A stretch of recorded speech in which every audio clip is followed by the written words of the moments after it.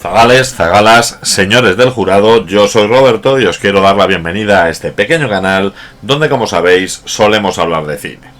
En el último vídeo estuvimos hablando de la figura del antihéroe, ese personaje de moral dudosa y comportamiento ambiguo que adoramos y que configuró a grandísimos personajes en el cine de los 80. Pero hubo otra cosa que también lo petó en los años 80 y no fue sino el videoclip. La difusión de la música a través de la televisión con estas pequeñas piezas audiovisuales arrasó por todo el mundo y creó un nuevo lenguaje estético del que no dudaron en tomar nota gran parte de los cineastas de la época. De hecho, a partir de la creación de la MTV en el año 1981, los jóvenes sentían una pulsión incesante por ver los últimos éxitos de sus cantantes favoritos dentro de esas mini películas que nos ponían por la televisión. A partir de ese momento empezaron a aparecer un montón de películas, las cuales empezaron a tratar de llevar ese enfoque adolescente al mundo del cine. Las tramas reflejaban ya no solo una historia entre los personajes, sino una gran banda musical que iba a acompañarlo durante todas sus peripecias. Algunos de los primeros autores que se engancharon a este género musical del videoclip fueron, por ejemplo, Tony Scott con su película El Ansia, y es que bueno, en ese cuento vampírico estilizado se notó esa elegancia y ese toque videoclipero que habían tenido sus hermanos pequeños en la MTV. También esto lo usó Adrian Lyne en la película Flashdance, y bueno, es que el What a Feeling, la propia película, se convirtió en el videoclip que lo promocionó. Pero ¿qué es lo que pasa si cogemos esta estética videoclipera de los primeros 80 y la juntamos con un antihéroe de manual para hacer una película de acción con una trama bastante parecida al clásico western? Pues que esto es otro rollo.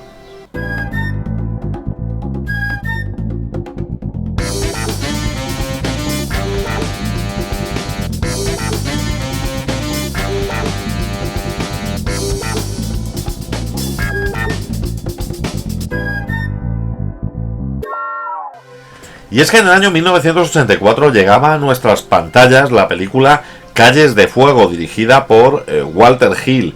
En ella nos centramos en una cantante rock llamada Ellen Aim e interpretada por Diane Lane, la cual durante un concierto en su ciudad natal es secuestrada por una banda de motoristas liderada por Raven Sadok, un magnífico Willem Dafoe.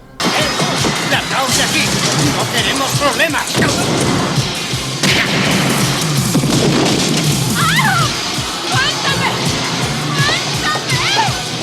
Reba Cody, una joven del lugar que ha sido testigo de los hechos, decide que es un buen momento de comunicar esto a su hermano Tom.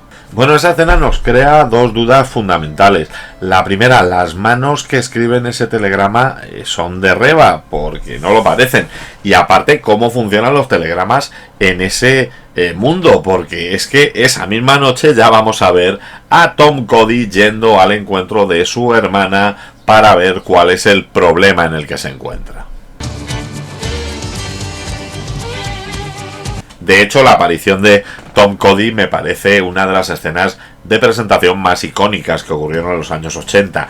Ya desde el momento en que le vemos en ese tren con la música de Ray Cooder de fondo, hasta pues bueno, esa primera pelea en el bar de la hermana con esta pandilla de rockers bastante estereotipados.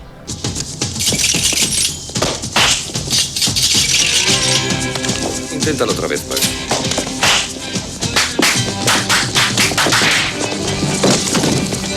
Tras ser informado, Tom Cody aceptará salir al rescate de Ellen, la cual, aparte de una cantante famosa, se trata de su exnovia, que es por lo que Reba consideró necesario avisarle. Así se pondrá en contacto con su manager y actual novio, Billy Fish, un Rick Moranis en un papel moderadamente distinto al que nos tiene acostumbrado y que funcionará, pues bueno, como realce cómico en gran parte de la película. Tú debes ser Billy Fish.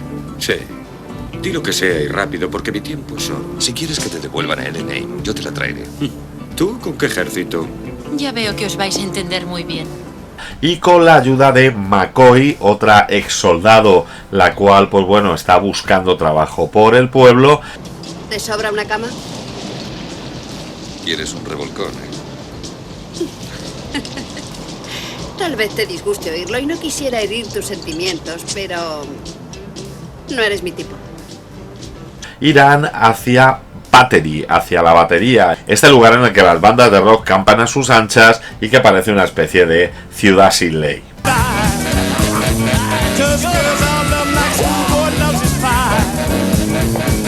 Tras el rescate de la chica y, como bien dice Raven, ¿Cómo te llamas?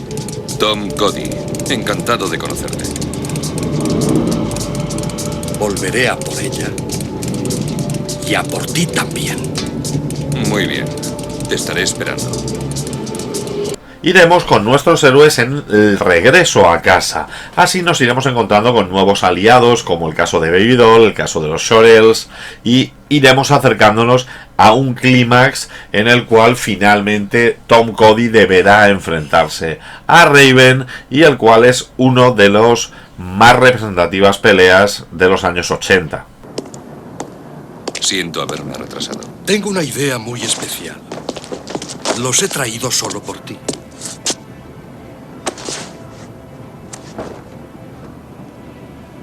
Mi plan se ha ido a la mierda. A ver qué haces tú. La idea de Calles de Fuego surgió durante el rodaje de la película 48 horas. En esta película, interpretada por Nick Nolte y Eddie Murphy, que fue un auténtico bombazo para la Paramount, estaban trabajando tanto el director Walter Hill como el guionista Larry Gross o los productores Lawrence Gordon y Joel Silver.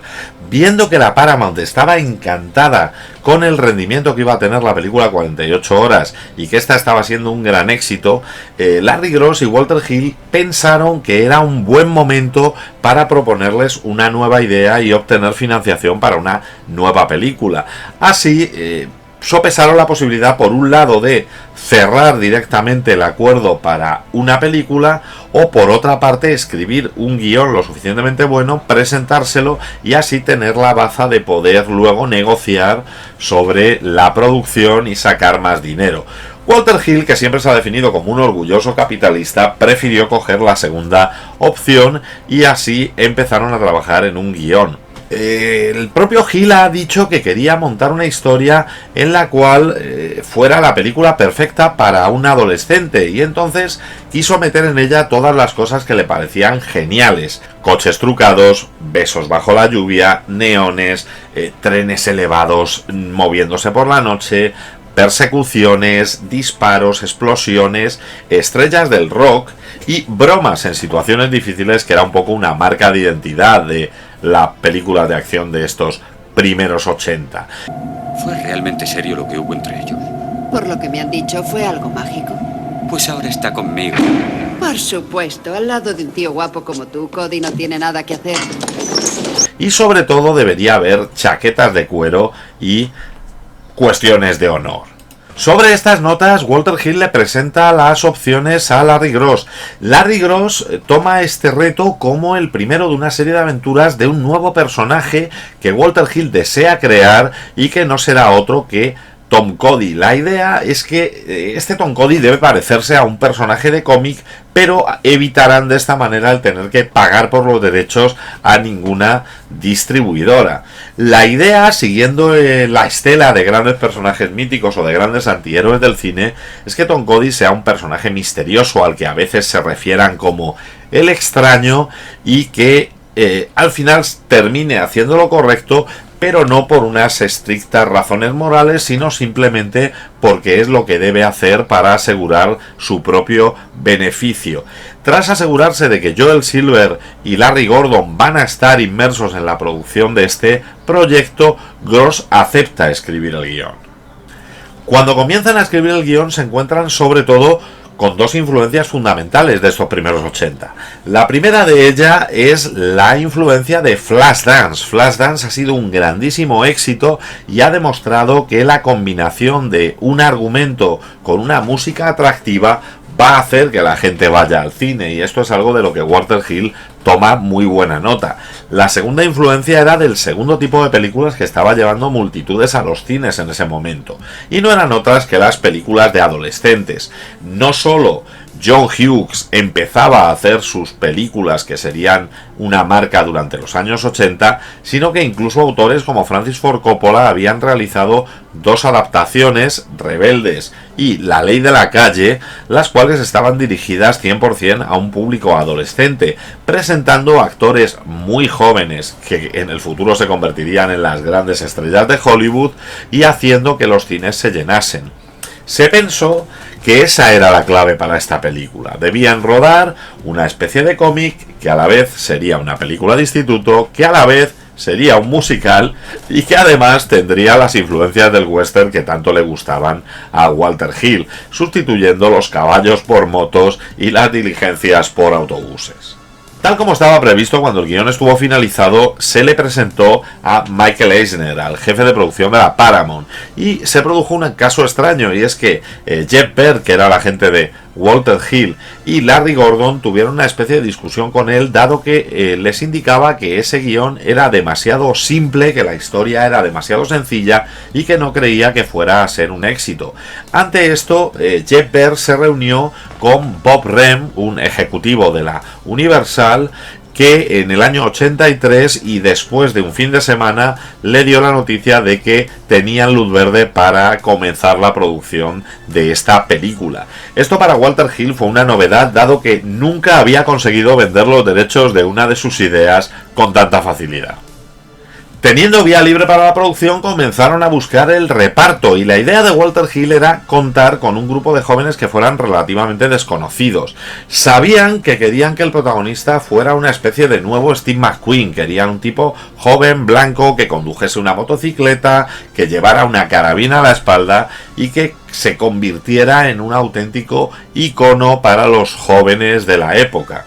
Así comenzaron a hablar con actores jóvenes del momento, tuvieron entrevistas con Eric Roberts, tuvieron entrevistas con Patrick Swayze y entrevistaron a Tom Cruise. De hecho, el favorito, según ha declarado en alguna ocasión Gross, era Tom Cruise. A Tom Cruise le llegaron a hacer incluso una oferta, pero en ese momento él había aceptado participar en otra película y tuvo que rechazarla. En ese momento en el que no sabían quién sería el protagonista de la película, la novia y posterior esposa de Walter Hill, Hildy, le recomendó que le echara un vistazo a Michael Paré. Michael Paré era un jovencito que únicamente había rodado un par de películas, serían The Cruisers y Undercover, las cuales de hecho ni siquiera se habían estrenado, y en ese momento únicamente tenía cierta popularidad por el hecho de ser el alumno rebelde en la serie El Gran Héroe Americano. Sin embargo, una vez hechas unas pruebas, pues vieron que tenía el aspecto físico y quizás el carisma adecuado para interpretar el papel de Tom Cody. ¿Qué va a deshacerse del coche? ¿Qué tiene de malo el coche? ¿Para eso te pago? ¿Para que salgas con estas ideas tan brillantes? ¿Por qué no volvemos a casa de Raven y le pedimos que nos pegue un tiro?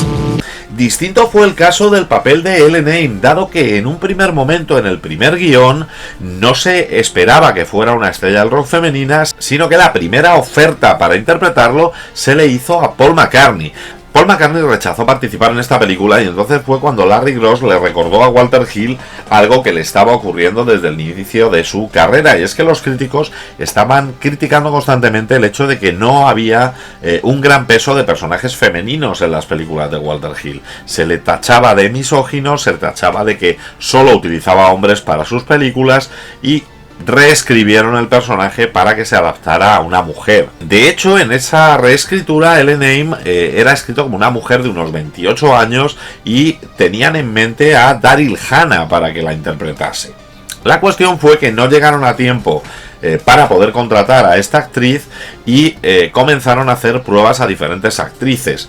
En ese momento apareció la productora Diane Lane. Diane Lane era una actriz bastante de moda, había participado ya en más de 10 películas y de hecho incluso había participado en los dos exitazos adolescentes de Francis Ford Coppola, por lo cual tenían una gran consideración de ella.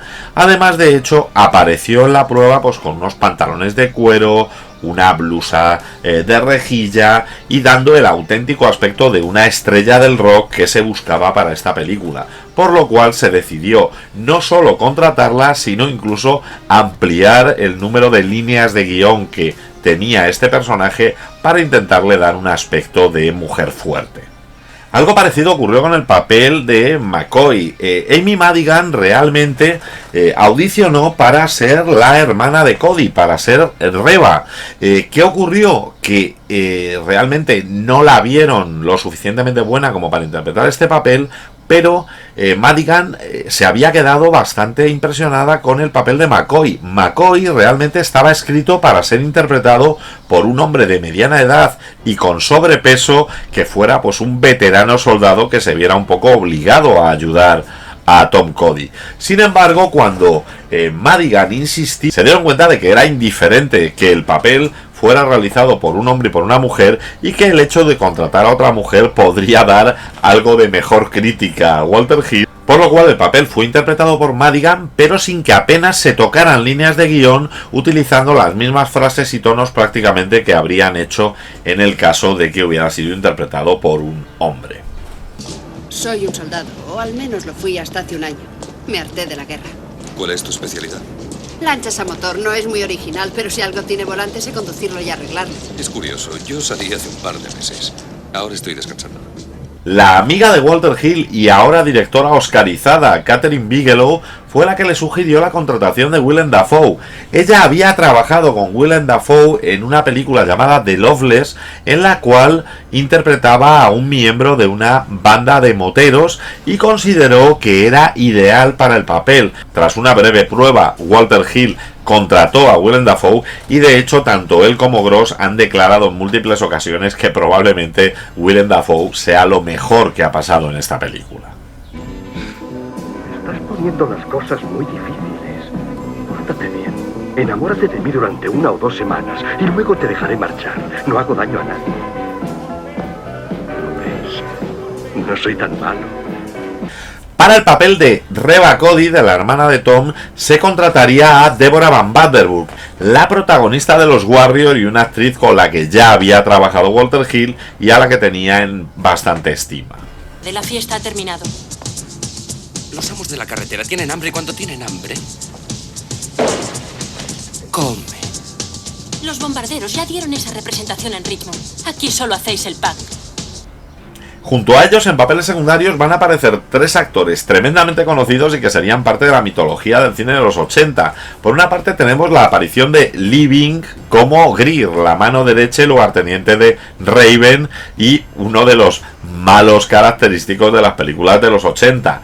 Por otro lado tenemos a Rick Rosovich haciendo de agente de policía bastante novato y que bueno, todos le recordaremos con su bicicleta en la serie Pacific Blue o por su aparición en la película Terminator. Parece que han logrado arrastrar a mucha gente, ¿verdad? Desde luego. Esta noche van a llenar a tope. ¿Y si entramos y vemos el espectáculo?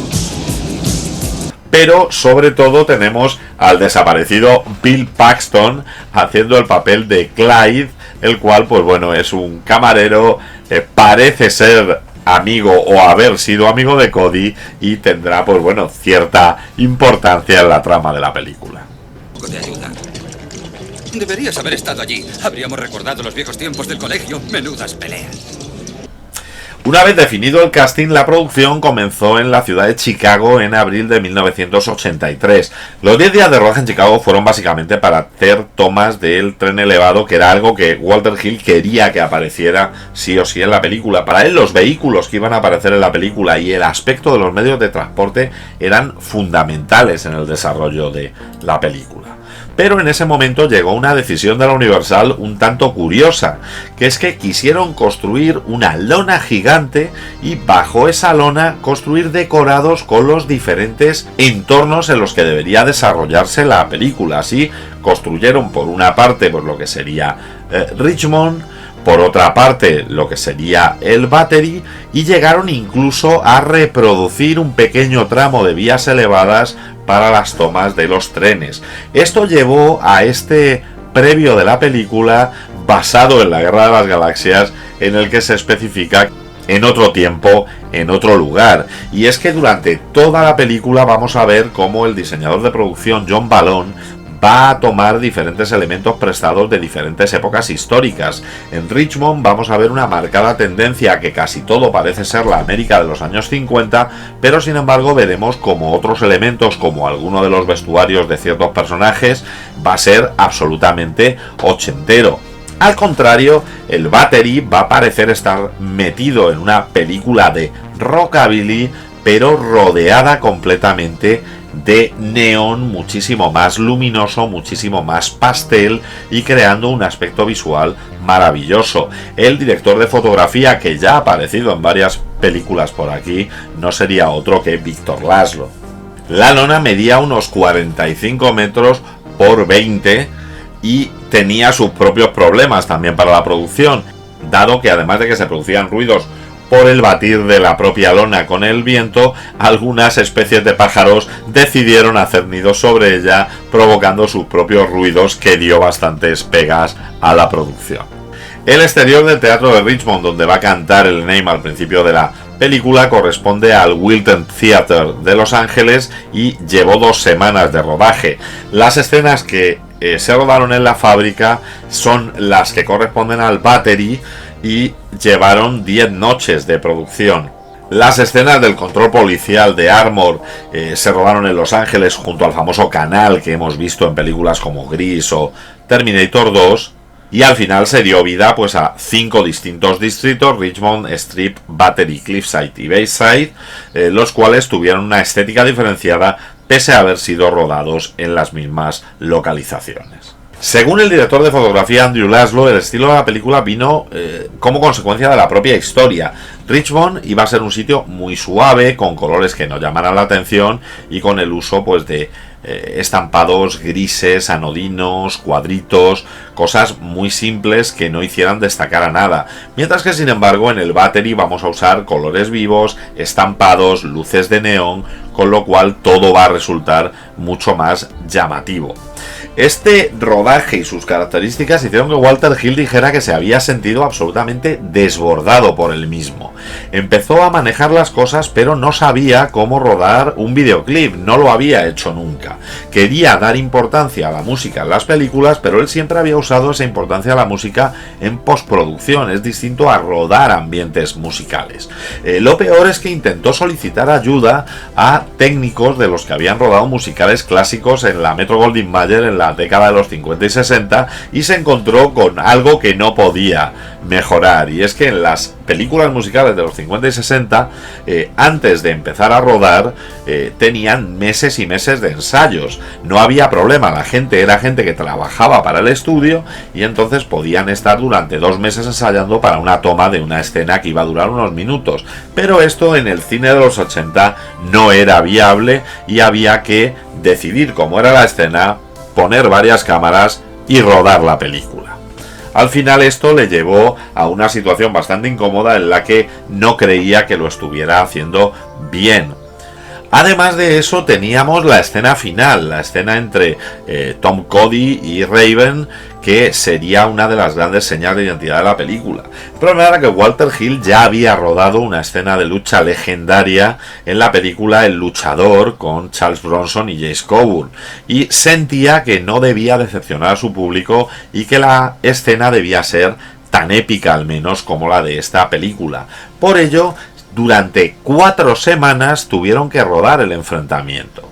De hecho, Michael Paré y Willem Dafoe rodaron durante 2 semanas todo lo que eran las tomas cercanas y los primeros planos, y luego durante otras 2 semanas estuvo trabajando con los especialistas para poder dar vida a esta escena de pelea que a día de hoy es completamente legendaria.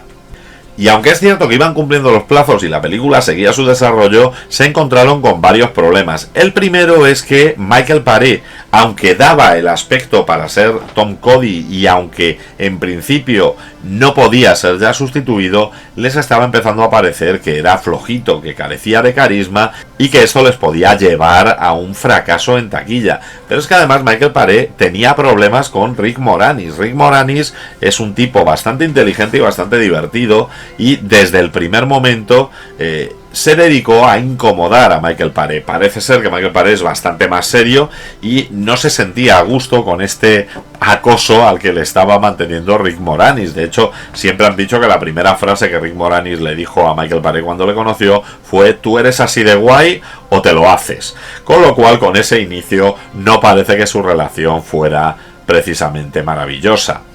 Escucha, Cody, yo no sabía que antes habías tenido que ver con él, pero es mejor dejarlo todo aclarado. Tienes que afrontar que ahora su protector soy yo.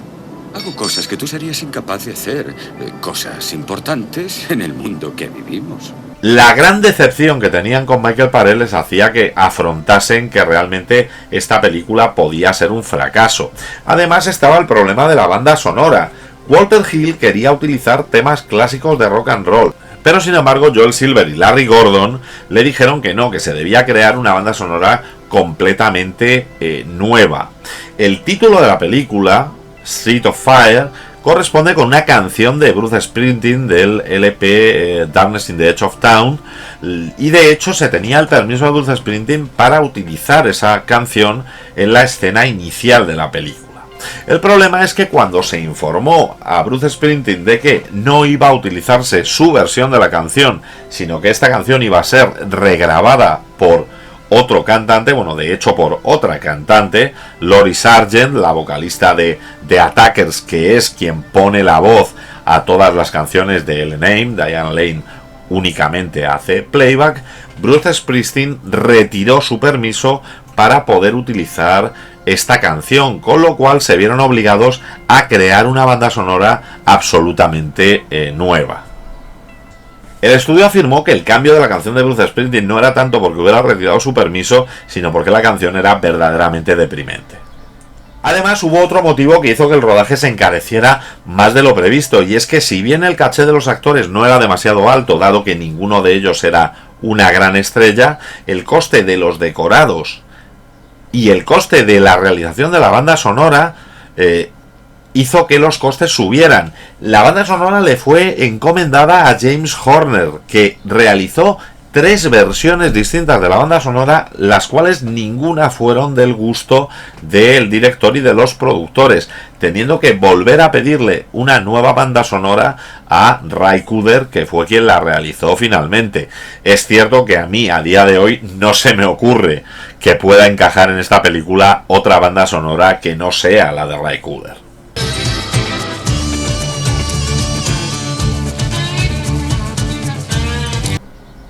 Y así llegamos al estreno de la película. A Street of Fire no le fue bien en taquilla. Se estrenó en 1150 cines el 1 de junio de 1984 y recaudó 2,4 millones de dólares durante el primer fin de semana. En 10 días había recaudado 4 millones y medio. Tengamos en cuenta que la película que se estrenó el mismo día que Calles de Fuego, que fue Star Trek 3 en busca de Spock, había recaudado 35 millones en el mismo periodo. La película, que había tenido un presupuesto de 14 millones y medio de dólares, acabó recaudando 8 millones 600, si bien no perdieron dinero con luego el despliegue en vídeo doméstico, donde realmente sí tuvo bastante éxito. En la web Rotten Tomatoes tiene un 68% de aprobación por parte de la crítica y un poquito más, un 70% por parte de la audiencia. Una nota muy parecida a la que tiene en IMDb, donde tiene un 6,7 sobre 10. Está bastante bien considerada. Y de hecho, la mayoría de las opiniones que se leen en estos momentos te hablan de que la película funciona muy bien, que aunque a veces adolece de una mezcla de géneros muy característica de Walter Hill que puede descolocar al espectador, realmente es una película de acción entretenida con personajes entrañables y que se hace bastante ágil de ver. Esto no fue lo que se opinó en el momento del estreno. De hecho, New York Times criticó la película como misógina y demasiado cruda. El Washington Post dijo que los protagonistas románticos, que Paré y Lane, no tenían ningún tipo de química entre ellos y que hacían que esto fuera un fracaso, y incluso te decían pues que el clímax de las escenas de acción que era realmente muy desechable. Sin embargo, sí se produjo un efecto de influencia sobre otros cineastas, y no solo cineastas sino otros medios. De hecho, unos años después la Capcom lanzó un juego llamado Final Fight, que realmente incorporaba un montón de referencias a Calles de Fuego, llamando al personaje principal Cody, y incluso el argumento es que Cody tiene que rescatar a su novia de unos pandilleros, que el líder de los pandilleros es muy parecido a Raven. El creador del juego nunca admitió la influencia de Calles de Fuego. Él dijo que bueno, que era lo que se llevaba en la época y que por eso se decidió usar, pero realmente es una influencia bastante clara. Ocurrió lo mismo en el anime. Babylon Crisis, que es un anime del año 87, utiliza diferentes ambientes que han sido vistos en Calles de Fuego, y también la cantante que protagoniza este anime se parece mucho a El Name, la canción se parece mucho al Nowhere Fast que va a cantar en el inicio de la película, y eso sí, el nombre de la banda no hará un homenaje a Calles de Fuego, sino que se llamará The Replicants, en una clara referencia a Blade Runner. Como hemos comentado al principio, realmente Calles de Fuego iba a ser parte de una trilogía cinematográfica. Esta trilogía, que se consideraba como las aventuras de Tom Cody, iba a tener luego dos secuelas, La ciudad lejana y El regreso de Cody. Lamentablemente, por la mala acogida que tuvo la película y su escaso rendimiento en taquilla, las secuelas quedaron completamente descartadas.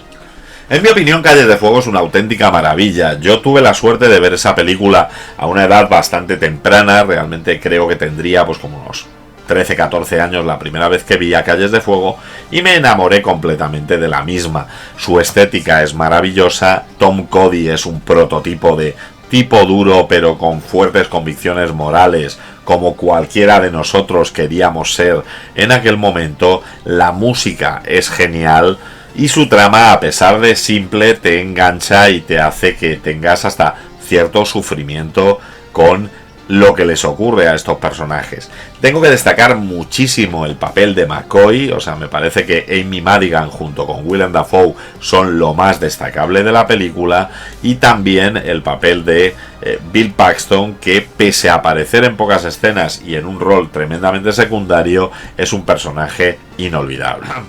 Y si no hubo continuaciones, sí debemos hablar de que hubo una secuela, aunque sea una secuela medio bastarda. Y es que en el año 2008 Albert Pyun estrenó una película llamada Road to Hell, protagonizada por Michael Paré, y en la cual, pues bueno, es una serie B completamente delirante, no tiene gran parecido con Calles de Fuego, pero sí volvemos a ver tanto a Tom Cody como a su hermana Reba en un argumento sobre el rescate de unas chicas.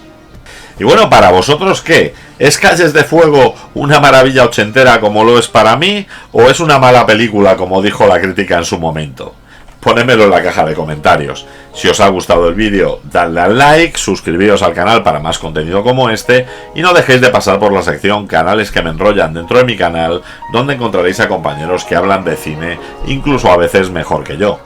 Y como siempre digo, parafraseando a Typical, en el próximo programa hablaremos del gobierno. Muy bien, amigos, se acaba la semana, los domingos por la tarde aquí partimos pana. ¿Te lo has pasado bien? ¿Aún te quedan ganas? Roberto te cuenta más movidas raras. Esto es otro rollo, ahora a la cama, a dormir, a ver cine o haz lo que hagas. Dentro de 7 días otra pasada con más pelis guapas para analizarlas. Esto es otro rollo, verano, invierno. Esto es otro rollo, aquí siempre despierto. Esto es otro rollo, lo estás sintiendo. La semana que viene hablaremos del gobierno.